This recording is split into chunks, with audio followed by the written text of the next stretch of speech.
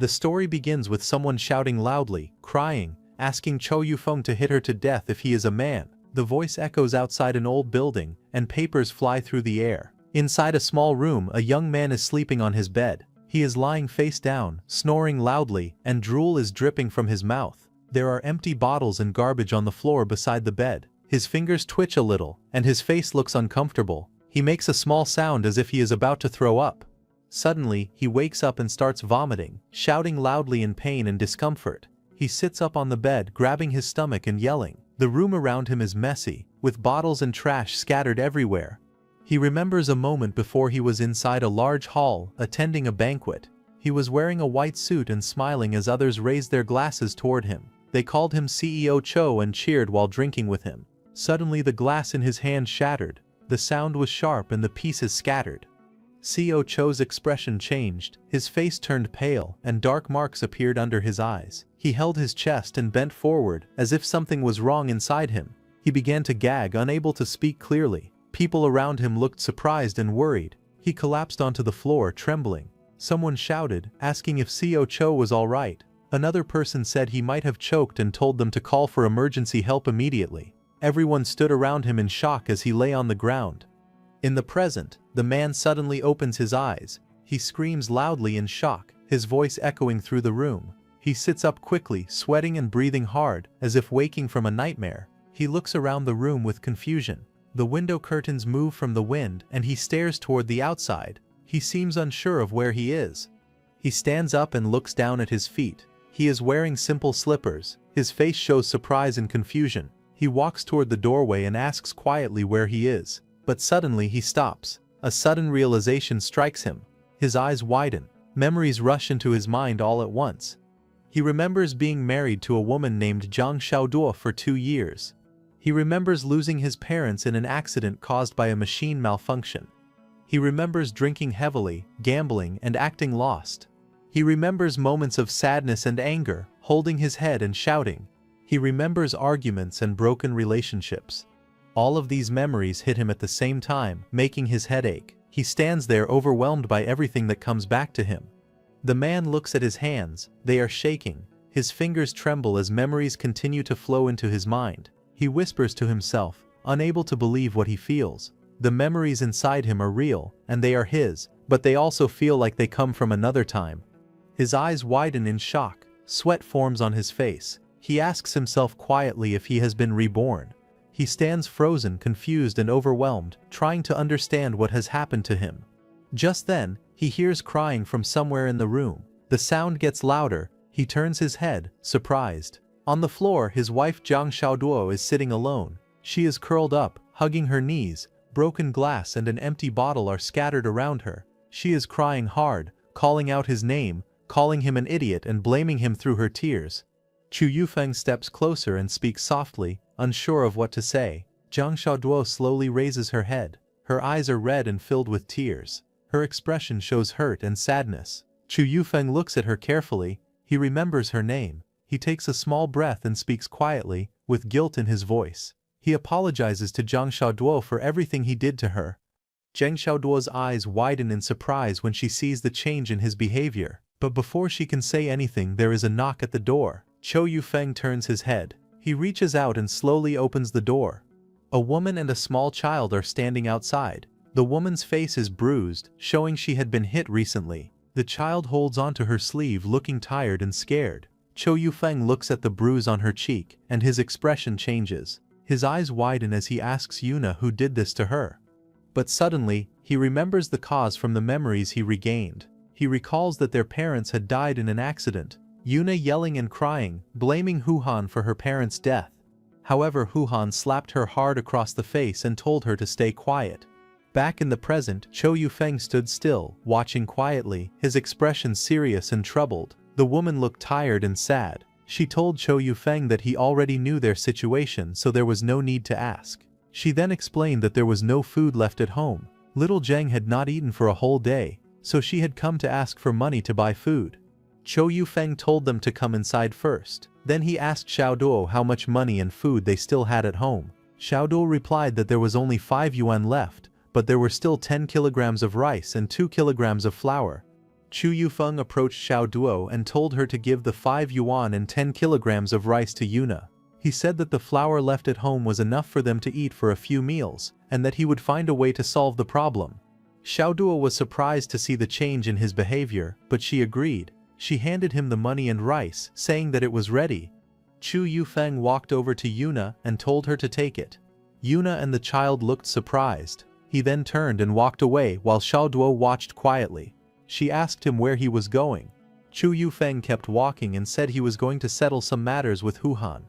Outside his house, Cho Yufeng saw old-style welding shops, run-down roads and street vendors shouting, selling metalware and fresh steamed buns. He walked through the busy street. Soon he stopped in front of an old apartment building and looked up at it. He went inside the old apartment, stood on the staircase, and thought about it. He found it strange that Chi Yufeng's parents, who had worked in the steel factory for almost 20 years, would die because of a machine malfunction. He then thought that since Hu Han was the workshop director, giving compensation would make Hu Han look good, and the factory would pay for it anyway, so he believed there should be no reason for Hu Han to refuse. Meanwhile, inside the apartment, 2 men walked down a hallway and stopped at a green door. As they were about to open the door, suddenly Cho Yufeng appeared behind them. The 2 men were startled.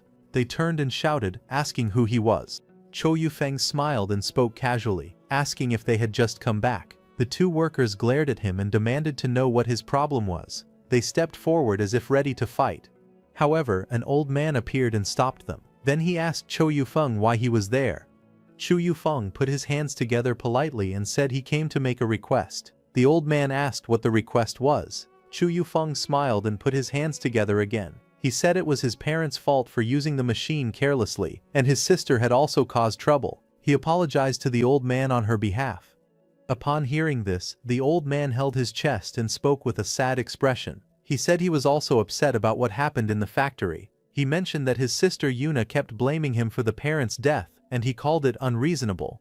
Cho Yufeng laughed awkwardly and agreed with the old man. He explained that his family was struggling and he came to ask for compensation. The old man hesitated. However, before he could say anything, suddenly Cho Yufeng raised his voice, saying that if the factory refused, he would cause a disturbance since he had nothing left to lose. But the old man tried to calm him down. He warned that causing trouble at the factory could get him arrested, and asked what would happen to his family then. But Cho Yufeng refuses to back down. He raises his voice again, saying that if they don't give the money, he will start a riot and find out whether his parents really made a mistake with the machine. However, the old man says the factory won't pay if Yufeng's parents were careless. Then he softens and promises that since he has been friends with the parents for years, he will give the money himself. Yufeng asks how much he will give him. However, he warns that if the sum is too small, he would rather riot at the factory. The old man tells him that the usual compensation is 600 yuan, but he can only give 500 because he also needs money. He says he will go inside and get the money. Chu Yufeng stands and waits. He watches as the old man walks away to retrieve it. The old man goes inside and starts searching for the money. He sweats and looks uneasy while looking through his things. Then the older man comes back and hands him a stack of bills, saying that this money is for him. After getting the money, Cho Yufeng starts heading back home. However, before he goes, he says in his heart that he will definitely make Hu Han pay for his sins. Just as he is walking to his home, suddenly he notices something and pauses. He turns his head and sees an old man hiding near the wall, holding a bundle of apple candy tied to a straw figure. Cho Yufeng quickly buys one of the apple candies and goes home. Moments later, he reaches the house and knocks on the door. Inside, Xiao Duo turns her head, looking toward the door. She steps outside and sees Cho Yufeng standing there, smiling, and holding a skewer of candied fruit. He says happy birthday to her, and hands it to her. Xiao Duo looks surprised and touched. Her cheeks turn pink as she holds her hand to her chest. Xiao Yufeng smiles gently while holding the candied fruit. He apologizes, saying he could only bring this because it was already late when he left Hu Han's place. Xiao Duo takes a bite. Her cheeks puff slightly as she chews. She says it tastes sweet. She shyly asks if he wants to take a bite too. Chu Yufeng shakes his head and says he already ate. He tells her that this treat is for her. He quietly thinks to himself, hoping that after he leaves, the real Chu Yufeng will treat her well. Now it is already late at night. Xiao Duo goes into the room and asks Cho Yufeng if he is not coming inside to sleep. The night sky was calm and quiet. Inside the room, Cho Yufeng and Xiao Duo were sleeping on the same bed. Xiao Duo was lying close behind Cho Yufeng, her arm resting near him. Their slippers were placed on the floor beside the bed. As they slept, Xiao Duo's body pressed gently against Cho Yufeng from behind, the front of her chest squeezed against him. Cho Yufeng's eyes opened, his face turned red, and he looked nervous. However, he told himself quietly that she was someone else's wife. Just like that, morning came. Outside, a rooster was crowing loudly as the sun rose. The sound continued over and over. Cho Yufeng suddenly woke up from the noise. He sat up on the bed with a tired and annoyed face. Cho Yufeng complained that the rooster was too noisy. He said that one day he was going to deal with Aunt Wang's rooster. Xiao Duo walked out of the room wearing her slippers. She saw a bowl of steaming noodles on the table and was surprised. Cho Yufeng was standing there holding chopsticks and smiling. He said that he made longevity noodles to make up for her birthday yesterday. He told her to eat the egg first. He borrowed the egg from Aunt Wang, but Aunt Wang didn't know about it. Xiao Duo sat at the table and asked Cho Yufeng why he would steal something. Cho Yufeng, however, replied that he didn't steal it. He only borrowed the egg and would return it later. Then he reached into his pocket, grabbed a stack of money, and placed it on the table. Xiao Duo's eyes widened in shock when she saw it. She loudly asked how Cho Yufeng had so much money and questioned if he had stolen it. Cho Yufeng told Xiao Duo not to panic. He said the money was solatium for his mom and dad. Xiao Duo looked confused. She said the factory claimed the accident was his parents' fault, so she didn't understand why they would pay compensation. However, Cho Yufeng explained that he got the money from Hu Han. Hu Han was afraid that he would cause trouble at the factory, so Hu Han gave him the money on behalf of the factory. Cho Yufeng what he planned to do now. Cho Yufeng said he would try to gather evidence. He believed Hu Han could not hide everything from them. Since he accepted the money, Hu Han would now lower his guard. Cho Yufeng also said that with this money, they would not have to worry about food for a while. Xiao Duo looked at him with surprise. She slowly asked if he was really the Cho Yufeng she knew, because he seemed different from before. Upon hearing this, Cho Yufeng pretended to act normal. He tried to laugh it off and said she was talking nonsense. Then he mentioned the money and suggested that Xiao Du take 200, he would take 100, and he would give 100 to Yuna. The last 100 would be used to buy food. Xiao Du agreed. After giving the money, Cho Yufeng left the house to go look for Yuna. Outside, Aunt Wang was feeding her chickens. She called out to him and asked if he had seen her eggs. Cho Yufeng admitted calmly that he borrowed one when she wasn't there. Aunt Wang's face changed. She got angry and shouted loudly, saying he never asked her permission and accused him of being inconsiderate. Cho Yufeng calmly took out money. He handed her 2 yuan and told her that he would pay for the egg. Aunt Wang's anger disappeared immediately. She accepted the money and smiled, telling him that he could feel free to borrow again next time. As Cho Yufeng walked down the street, a tall man with short red hair leaned against a wall. He had a toothpick in his mouth and looked relaxed. He called out to Yufeng and asked where he was going. His name was Nike Liu. Cho Yufeng greeted him. However, before he could say anything, Nike Liu mentioned that there would be a gambling match with Chen Guoda that night. He suggested that the two of them team up and try to win Chen Guoda's money. Cho Yufeng, upon hearing Chen Guoda's name, remembered that Chen Guoda's father used to be the leader of the Linshui steel factory, and now Chen Guoda was also working there. Nike Liu agreed and told him that he would come to Yufeng's house that night, and asked if his wife Xiao Duo would be there.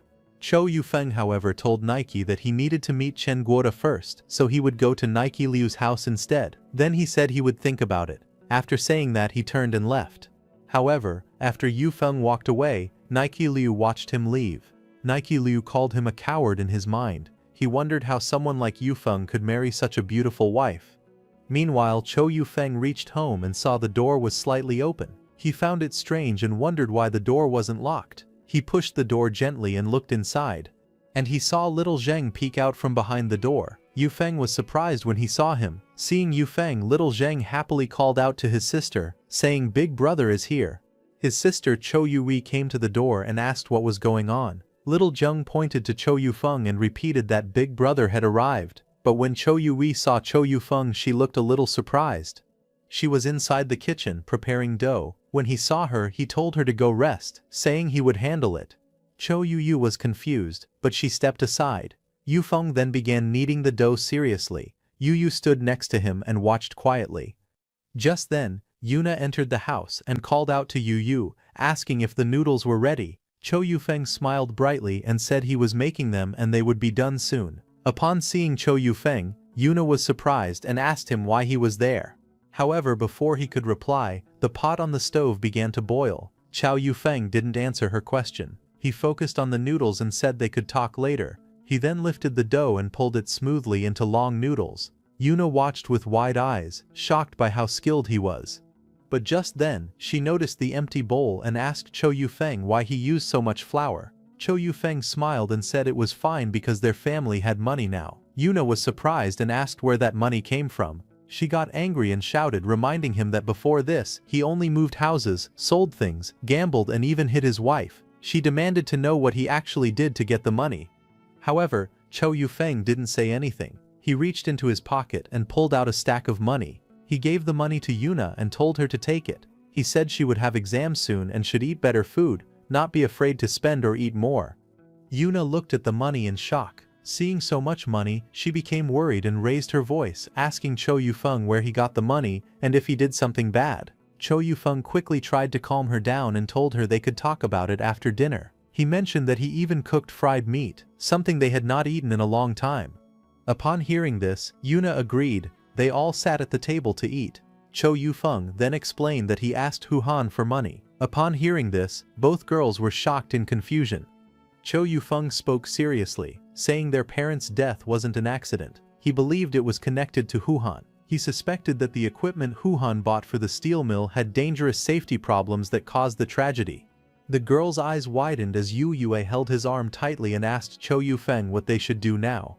Cho Yufeng said that their parents were killed because of faulty equipment and Hu Han's mistakes. He explained that Hu Han was too scared to check the machines, so he planned to collect evidence first. Upon hearing this, Yuna looked at Cho Yufeng and asked him how he was going to collect evidence.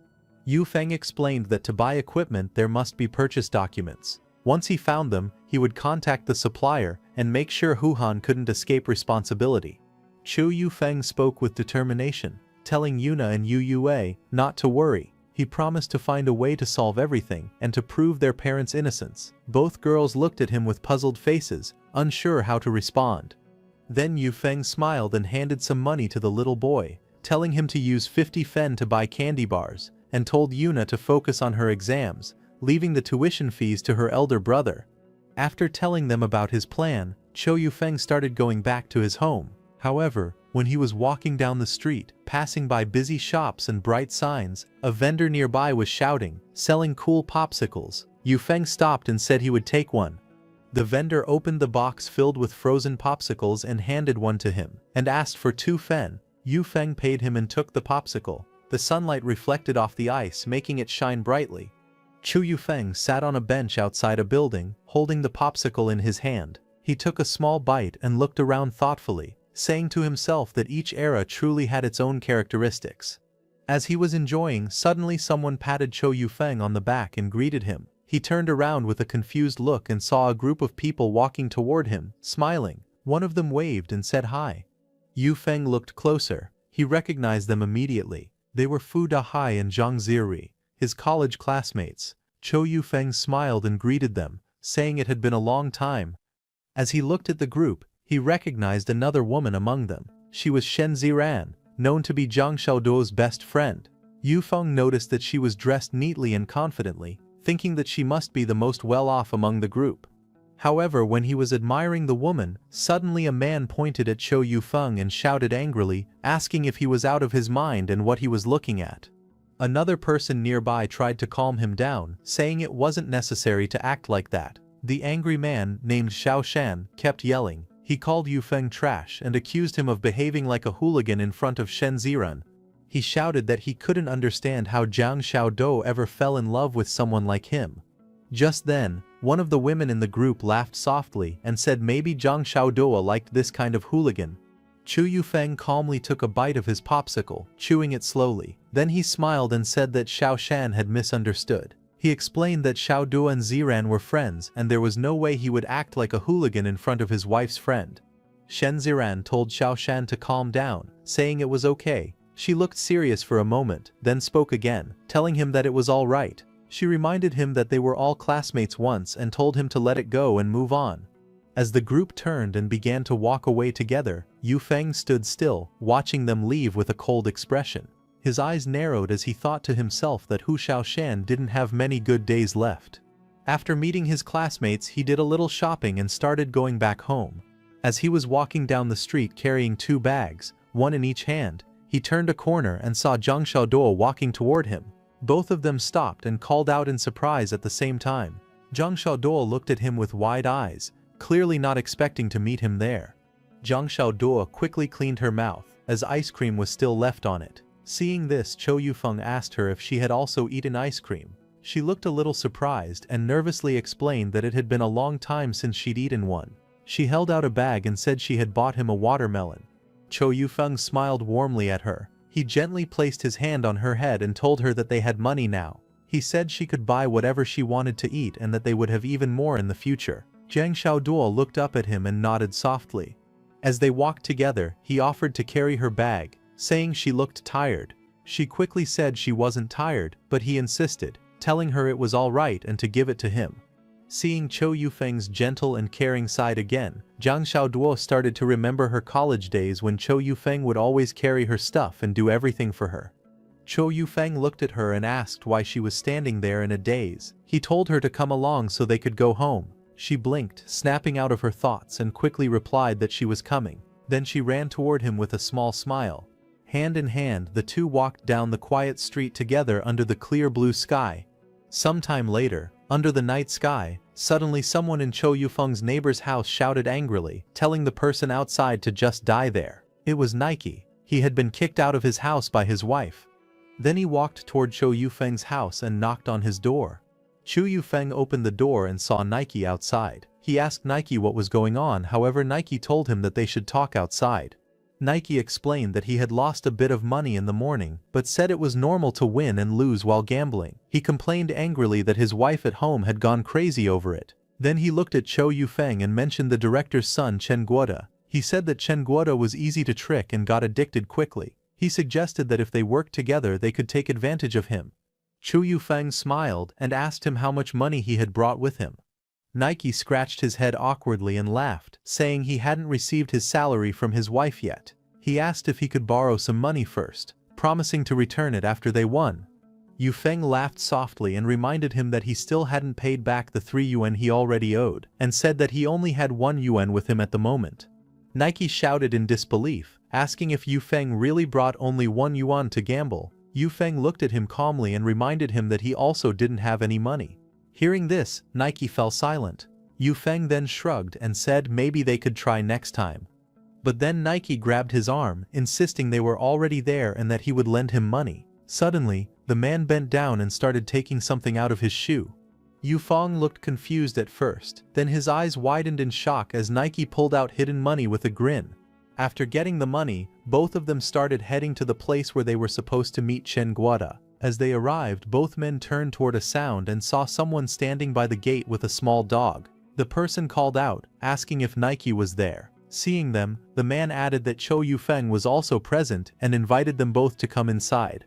Nike asked Brother Chen why he brought them so far just to gamble. Brother Chen took a drag from his cigarette and said it was nothing. He explained that he had helped his grandfather carry fruits that day and would have to continue tomorrow, so this was the only place he could take them.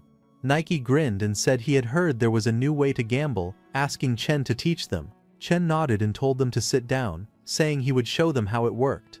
Brother Chen held up a card and explained the rules of the game. He said that a single deck of cards was used, with 3 cards placed face down on the table. The rest were dealt to 3 players. The first player to draw a face-up card could make the first bet, and the one with the highest bet would claim the 3 face-down cards as their own. He continued, saying that the game was very fun. The 2 players who didn't place a bet could team up and go against the one called the landlord. Among the 2 players who teamed up, they would win as long as one of them won. He said the card combinations were the same as usual, things like 3+1, 3+2, or 4+2. Yufeng leaned his head on his hand and pointed out that it sounded just like the game fighting the landlord. Chen smiled and nodded. He shuffled the cards and said they should start, adding that he would be the landlord for the first game. Brother Chen held a pair of 7s and slammed his cards on the table with a grin. Nike smirked and said he got a double. Yufeng revealed his cards and said it was a pair of 8s. Nike glanced at his own hand and frowned, saying that his cards were useless and he would pass. Then, with a grin, Brother Chen threw down 2 cards and announced a pair of 10s. Brother Chen smiled confidently, placed his cards on the table and said he won again. Both of his friends sat across from him, looking helpless as Chen continued to win every round. Brother Chen laid down his cards with a smile, showing a pair of 6s. He laughed, saying it was another double. Yu Feng calmly placed his cards next, revealing a pair of kings. Then Nike grinned excitedly, shouted that it was his turn, and threw his cards on the table with force. His cards showed a pair of aces. Thinking he had won, he puffed up proudly, until he looked again and realized he had attacked the wrong person. Yu Feng stared at him calmly, while Brother Chen smoked his cigarette and said he would pass. Just then Nike sighed, saying he had no more cards left and could only play singles. He placed down a single 3. Brother Chen looked at him and threw down a jack, saying he was playing singles too. After seeing no one respond, Chen smiled confidently and said that since everyone passed, he won again. Seeing this, Nike raised his thumb and smiled, saying Brother Chen was amazing. Chen took a calm puff from his cigarette, while Yu Feng silently looked at his cards. His golden eyes narrowed as he saw his hand full of 2s and a jack. He scratched his head and sighed, thinking that his cards were completely useless. Nike grinned and laid his cards on the table, showing 4 6s. He said it looked like he was starting. Just then, Yu Feng smiled back and raised his cards, revealing 4 2s. He said it was fortunate since that's what he had left. He slammed his cards down on the table, stunning everyone. Brother Chen looked surprised, while Nike's eyes went wide in shock. All he could say was pass. Yu Feng counted the score and said with a grin that it was a small king and 3 bombs, making it 4 yuan each. He then turned to Nike and asked where his money was. Later that night, the game continued. Someone played a pair of 2s and Nike shouted that he was going for doubles. The others quickly responded saying pass one after another. Brother Chen held up his card with a smile and said he won again. Nike slammed his hand on the table in frustration, shouting that the cards were stupid. However, Yu Feng told him that he now owed almost 100 yuan to Guoda. Angry but determined, Nike shouted that he would play a few more rounds and go big next time. However, Yu Feng looked at him and asked what he was going to bet with, wondering if he even had a single coin left in his socks. Hearing that, Nike Lu slammed the table angrily, shouting that no one was leaving and demanding respect. Yu Feng threw the cards on the table and glared back, saying he would talk however he wanted. He then told Nike Lu to bring out his money if he wanted to keep playing, otherwise to get lost. Then he leaned closer and said coldly that if Nike ever bothered his wife again, he would beat him into a pulp. Yu Feng's expression darkened, his eyes glowing red, but he calmed himself down and turned to Brother Chen, saying that since Brother Chen was being so generous, he would stop there for today. He then smiled cheerfully, saying he would treat Brother Chen to dinner the next day to make up for it. Brother Chen sat quietly, a cigarette in his mouth, staring at him in silence. After the all-night game, he started going back home. As he was walking, he thought to himself that Chen Guoda's father was a retired factory director with many connections, and that he might be able to help him. After that, he returned home and jumped onto his bed, sighing that he was so tired. As he lay there, suddenly he heard a voice, Nike's wife, scolding him for losing all the money and asking how they were supposed to survive like that. Yu Feng listened with a tired sigh and quickly fell asleep. After some time, he woke up and went to the Wu Wei tea house. He raised his hand and asked the owner if he could have some tea. The owner smiled and said it would cost 5 fen. As the tea was poured into a cup, and just as he was about to take a sip, suddenly he overheard someone mention that the eldest son of the Liu family had left for the city. As he listened, one man said that the eldest son of the Liu family had resigned from his job just like that, sighing that he didn't understand what the man was thinking. Yu Feng quietly sipped his tea, thinking to himself that the 80s was a crucial time when many millionaires began their businesses. He looked thoughtful and wondered what would happen if he were to return to the year 2020. As the sun set over the buildings, Yu Feng looked out from the balcony, thinking it would be a waste to let such an opportunity slip away. After a moment, he shook his head and laughed, saying that he still had his hard-working career in the 20th century. Then, with a determined look, he clenched his fists and declared that after taking care of Hu Han's affairs, he would return to where he came from. Just then, he looked down from the balcony and noticed someone arriving on a motorcycle. He thought to himself that today's hero had arrived. A moment later, Cho Yufeng called out excitedly for Brother Chen. Cho Yufeng smiled and said it was quite a coincidence meeting there. Brother Chen agreed and mentioned that he had just finished harvesting and was completely exhausted. Chu Yufeng smiled and told Brother Chen that he had come just in time, inviting him to dinner to apologize for what happened yesterday. Chen waved his hands saying it was nothing serious, but Chu Yufeng insisted, laughing that it wasn't a small matter to him. He urged Chen to come along, suggesting they go eat at the state restaurant. At the state hotel restaurant, the waitress politely asked what they would like to order. Cho Yufeng asked to see the menu. As he opened it, his eyes widened in shock. The prices were listed: Mao Tai vodka for 7 yuan, braised fish for 2.9 yuan, ginseng chicken for 4.5 yuan, and mapo tofu for 0.39 yuan. Tears filled his eyes as he looked at the menu, overwhelmed by how expensive everything was. He then ordered many dishes for Brother Chen. Seeing so many dishes, Brother Chen told Yufeng that he was being too polite for ordering so much, asking if it wasn't a bit too much food. However, Cho Yufeng smiled and told Brother Chen it was fine, saying he was happy to finally share a meal with him and that they should eat freely. Nearby, two men entered the restaurant, talking about how they had heard good things about the state restaurant and that the food there was said to be delicious. Just then, one of them noticed Yufeng and called out to him, asking with a teasing tone if he had come there just to waste money. Cho Yufeng quietly kept eating, pretending not to hear anything. However, the man shouted angrily, calling Yufeng trash and yelling that Zheng Xiaoduo didn't even have food to eat while he was wasting money there. A woman nearby frowned and said she had lost her appetite, telling the others to go to another restaurant. The man agreed and walked out with her, leaving the place with a forced smile. Chen looked at Cho Yufeng calmly and asked if he had a grudge against Hu Han's son. Cho Yufeng explained that they used to be classmates and had some conflicts in the past. Brother Chen then took a drag from his cigarette and mentioned that when they played cards yesterday, Cho Yufeng had kept letting him win. He asked if Yufeng really thought he wouldn't notice. Yufeng looked at Chen and asked if he had a bad relationship with Hu Han, saying that Chen didn't seem happy when he asked about it earlier. Chen sighed and explained that during the voting for the factory director's position, Hu Han had voted for Xu Changjiang instead of him. Because of that single vote, he lost the election for workshop director. He clenched his teeth and added that his father had been the director of Hu Han's workshop before retiring. Anger filled his voice as he called Hu Han a traitor. Yufeng quickly tried to calm him down and offered to pour him some wine. Chen relaxed a little and agreed. While pouring the drink, Yufeng asked who Xu Changjiang was and if he was the son of the director of the Linshui steel factory. Chen scoffed and said it was nonsense, explaining that Xu Changjiang was just someone who had connections with a foreign supplier. Yufeng asked Chen why he didn't think about going to sea instead of staying in the old factory. Chen replied that he had considered it, but his father didn't agree. Brother Chen leaned closer and told Cho Yufeng that a friend of his had gone to Shanghai last year to make electrical appliances and earned more than 100,000 in one go. He exclaimed that it was $100,000 and said that his friend must have become a millionaire. Smiling, he then asked when someone could ever finish spending that much money.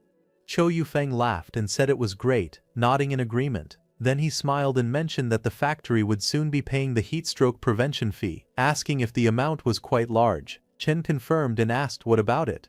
Yufeng leaned closer and suggested that if Chen distributed the fruits harvested by his grandfather's family to the workers, then the factory's heat stroke prevention expenses would essentially belong to him.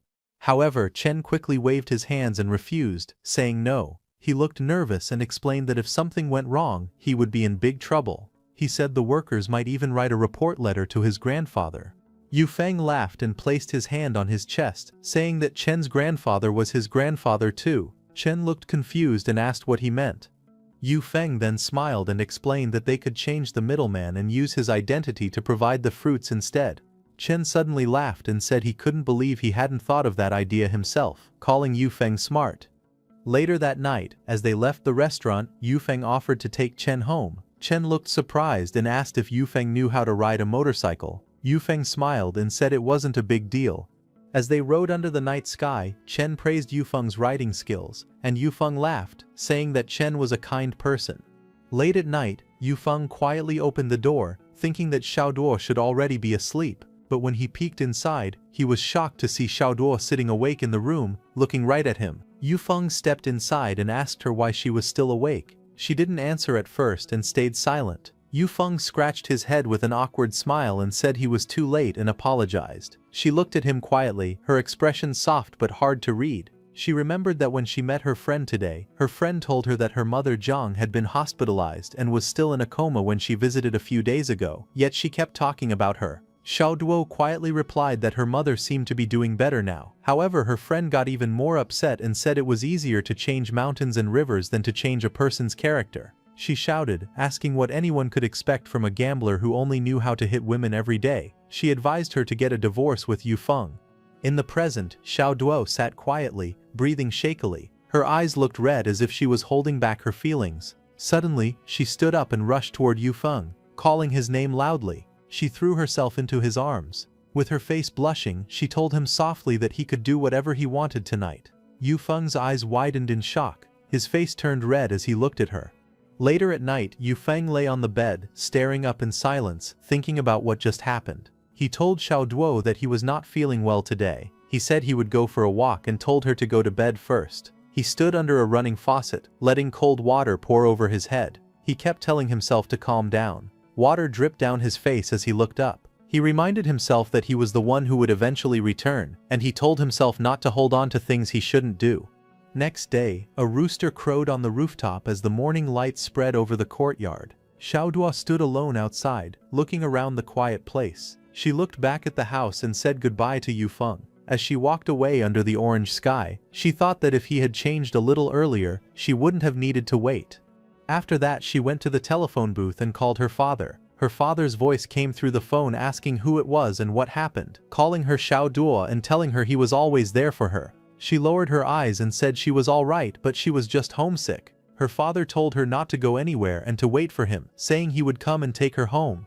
Meanwhile, Yu Feng went to meet Brother Chen. Seeing Yu Feng, Brother Chen told him that he had told his idea to his dad, and his dad agreed right away. Yu Feng was surprised to hear that. Then he told Brother Chen that now they only needed Brother Chen's connections. Brother Chen in the hat smiled and told Yu Feng that if everything worked, he would give him 100 yuan as a reward. Yu Feng smiled and said he would thank him in advance.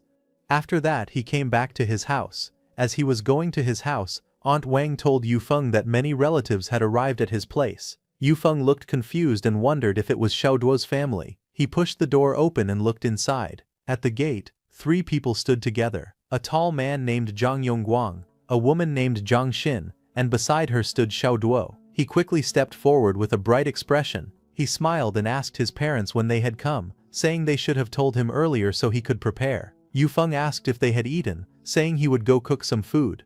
But before Yu Feng could react, Zhang Yongguang suddenly raised his hand. The next moment, his palm struck Yu Feng's face hard. He shouted that the slap was for his daughter. The sound echoed as Yu Feng's head moved from the impact. Zhang Yongguang shouted again, saying Yu Feng should look at how much he had made his daughter suffer. Xiao Duo called out to her father, her eyes filled with tears. Yu Feng lowered his head and stayed silent.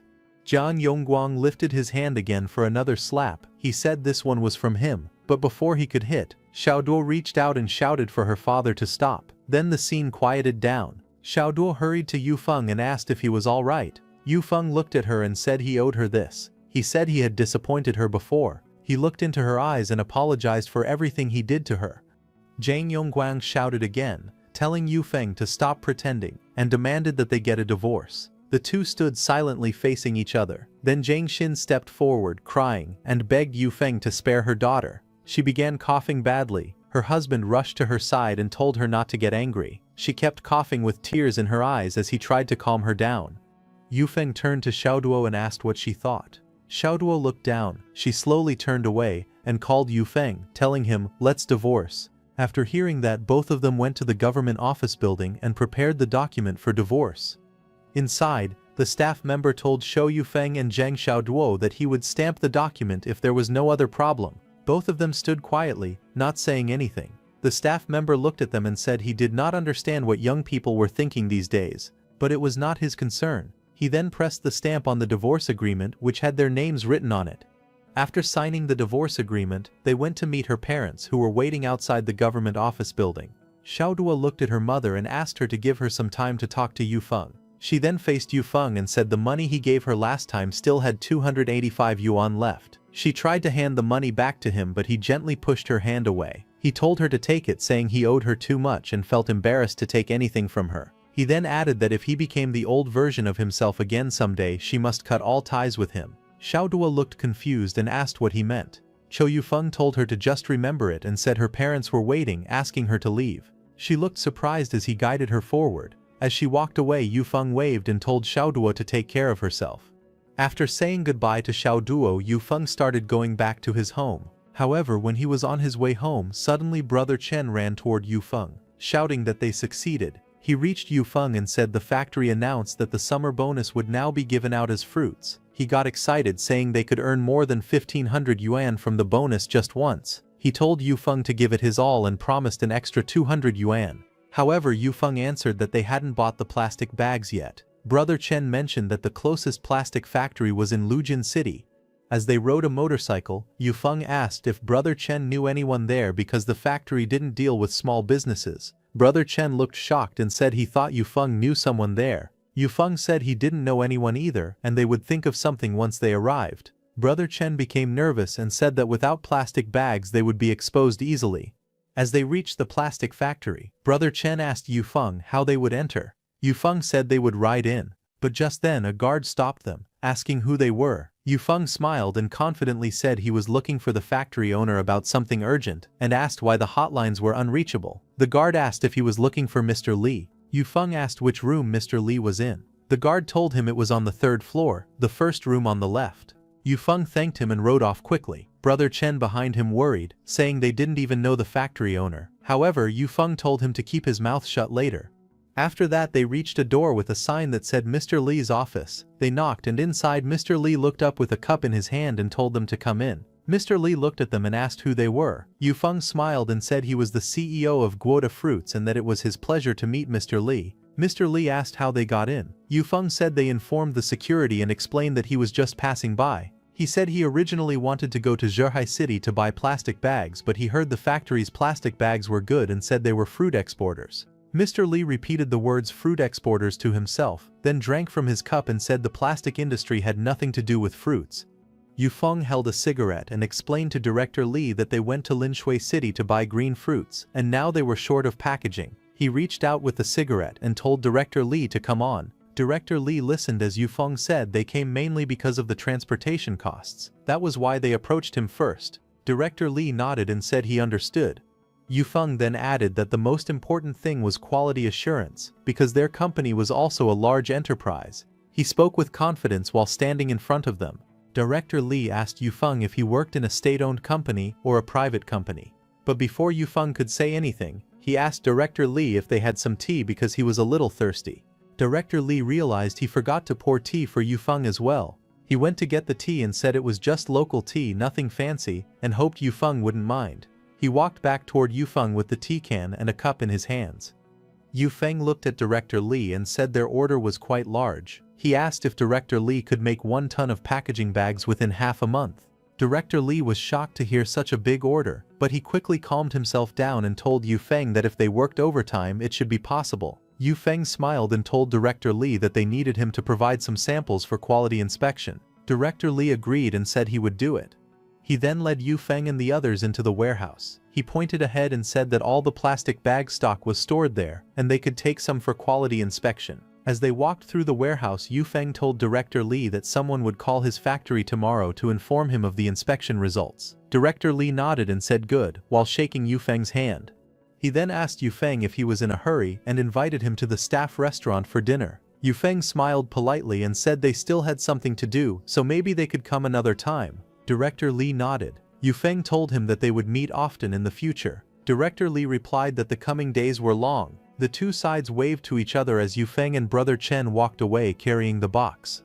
As they walked away, Brother Chen praised Yufeng excitedly. He said Yufeng was amazing and that they got the bags without spending any money. Yufeng smiled calmly and told Brother Chen to call Director Li the next morning. He instructed him to say that Director Li failed the quality inspection, so the business would not go through. Brother Chen nodded and said there was no problem. Brother Chen laughed and said the bag was so strong it could even carry a cow. Yufeng did not react much and told him to stop joking. Later they arrived at a house. Yufeng walked toward Brother Chen, who was sorting oranges at a table. Yufeng looked up and asked Brother Chen why he never invited him to a state-run restaurant like he once said. Brother Chen smiled, saying that Yufeng remembered things so clearly, which was why he still hadn't eaten the rice cooked by his grandfather.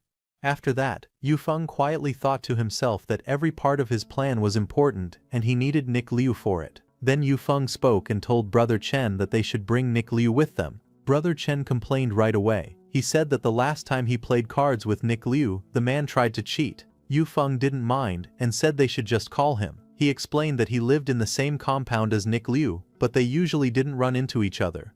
Later that night, they arrived at a state-run hotel, while Nick Liu was eating quickly and said the food was delicious because he had been hungry all day. Yufeng and the others stayed quiet while watching him eat. When they finished, Brother Chen waved and said goodbye, telling the others to take care because he wouldn't walk them out that night.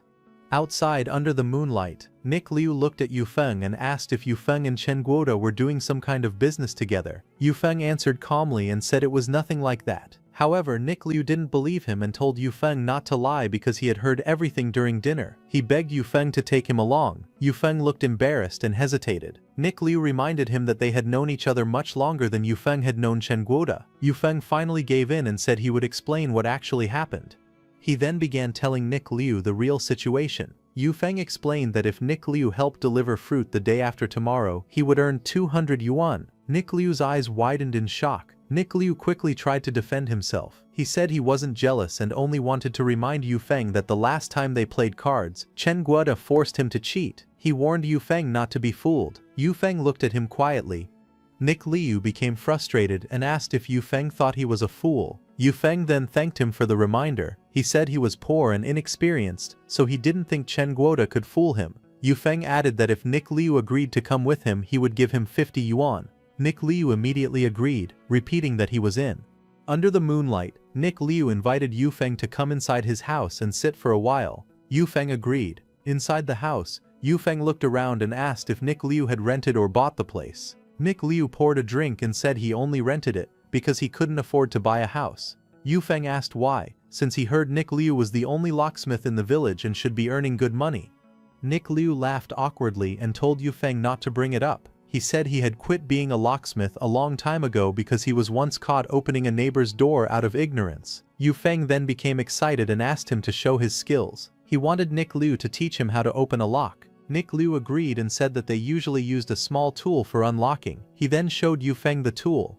Nick Liu held up the small unlocking tool and told Yufeng to watch carefully. Yufeng leaned in and focused on what he was doing. Nick Liu then pressed the tool into the old lock on the wooden door. With a quick twist, the lock opened easily. Yufeng became excited when he saw it open and said it was amazing. He asked Nick Liu to teach him how to do it. Nick Liu, however, warned Yufeng that the unlocking skill was basically teaching someone how to commit crimes, and learning it might lead him down the wrong path. Yufeng raised a finger and told Nick Liu that he would give him 100 yuan right after the fruit delivery tomorrow. Nick Liu's eyes lit up with excitement. He happily reminded Yufeng that he said it himself. The next day they arrived at the Lingshui steel factory. Yufeng pointed ahead and said that this was the place. Chen rode up on his motorcycle and seeing Yufeng looked surprised, wondering why Yufeng brought Nick Liu with him. Yufeng smiled and explained that he had come to help him. After coming inside the factory, Yufeng quickly changed his clothes. Walking through the hallway, he thought to himself. He knew he couldn't act too early, because the relationship between Hu Han and Xu Changjiang was not simple. He stared ahead with a serious look and felt that something was definitely wrong. He believed there was something suspicious about the suppliers who were working with Xu Changjiang and Hu Han. As he was lost in his thoughts, suddenly Brother Chen looked at him in confusion and asked what was going on. Yufeng stepped forward wearing a big straw hat and asked if he didn't look like a fruit farmer. Brother Chen gave him a thumbs up and said Yufeng looked very professional. He told Yufeng that all the packed fruits were already in the warehouse and the rest of the work was up to him. Sometime later, as the clock showed it was almost noon, in the cafeteria a few workers sat and ate their meals quietly. Nearby, Yufeng and Nick Liu carried boxes. Yufeng explained to Nick Liu that workers usually ate in the cafeteria at noon because it saved them time and effort. Nick Liu nodded and told him to just arrange everything. As they worked, Yufeng suddenly grabbed his stomach and bent forward in pain. Nick Liu looked at him with concern and asked what happened. Yufeng held his stomach and said it hurt, and he felt a little unwell. Yufeng suddenly ran off holding his stomach. He said he couldn't hold it anymore and told Nick Liu to deliver the fruit first. He promised to come back as soon as he could. Nick Liu agreed and told him not to worry. Once Yufeng was out of sight, he moved quickly. He said that since everyone was in the cafeteria now, he should finish the job fast. Yu Feng ran quickly through the hallway and stopped in front of Hu Han's office door. He tried turning the handle, but the door was locked. He complained that the old man even locked the door while eating. Then he smirked and said he was prepared. He took out a small hook tool and began picking the lock. Yu Feng quietly pushed the door open and slipped inside the office. He walked straight to the bookshelf and began searching through the files. He pulled out a folder and opened it. When he saw the document, he said that he had finally found it. The paper was labeled Purchase and Sales Order, but then he frowned. He noticed there was no official seal. He wondered why the real purchase and sales contract wasn't there. Just then he looked at the bookshelf and noticed 4 big classical novels. He wondered why they were there. He thought that someone like Hu Han probably couldn't even read those books. He reached up to pull one of them out. Just as he touched the book, it suddenly slipped from the shelf. Yu Feng panicked and shouted in surprise as the large book titled Journey to the West fell toward the floor. Yu Feng stared at the fallen book and wondered what kind of book it was, because it made a very loud sound when it hit the ground. He looked nervous and confused. Then he noticed a hidden box that had fallen out from inside the book. He quickly decided to check it, hoping there might be something important inside. Papers were scattered all over the floor as he opened it. He picked up one of the papers and his eyes lit up. This was exactly what he was looking for. The purchase document for Sick Equipment Factory.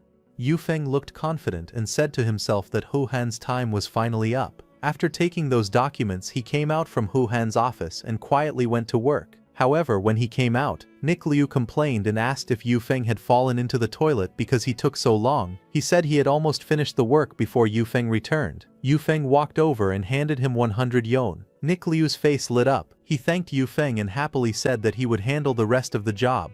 After Nick Liu left, Yu Feng took out the document he had just gotten and found out that a small workshop director had forged the official company seal and taken more than 2.5 million yuan. He frowned and thought that doing something like this was basically asking for death. Meanwhile, at Ziyui's place, the group of people arrived at her house. One person greeted her and said she looked beautiful today. Ziyui turned her head when she heard them. Then she saw Yu Feng walking toward them and asked him what he was doing there. One of the men looked at Yu Feng and said with a mocking tone that it was surprising he still had time to wander around, laughing and mocking that divorced people always had plenty of free time. Then another woman in their group added that it must be hard for a divorced woman like Xiao Duo to get married again. Xiao Shan said that Xiao Duo should have left someone like Yu Feng a long time ago, calling him trash. However, Yu Feng didn't pay any attention to them. He walked towards Ziyui and ignored all of them. Upon seeing this, Hu Xiao became angry and wondered how he dared to ignore him. Then he walked up to Yu Feng and shouted at him. He grabbed Yu Feng's shoulder and told him to look at his own clothes, saying it was shameful to dress like that.